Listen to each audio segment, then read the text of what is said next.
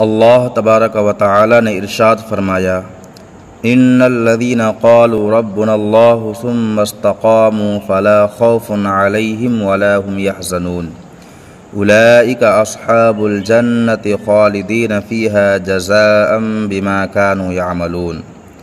بے شک جن لوگوں نے کہا ہمارا رب اللہ ہے، پھر ثابت قدم رہے تو نہ ان پر خوف ہے اور نہ وہ غمگین ہوں گے۔ وہ جنت والے ہیں، ہمیشہ اس میں رہیں گے، انہیں ان کے اعمال کا بدلہ دیا جائے گا۔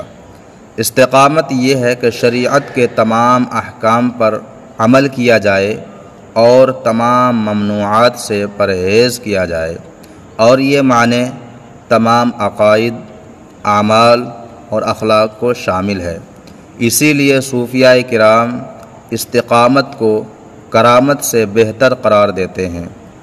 ماہ رمضان میں نیکی کا جذبہ بڑھ جاتا ہے اور اعمال صالحہ کی کثرت ہوتی ہے۔ ماہ مقدس کے گزرنے کے بعد بھی عبادت و طاعت پر استقامت اختیار کرنی چاہیے۔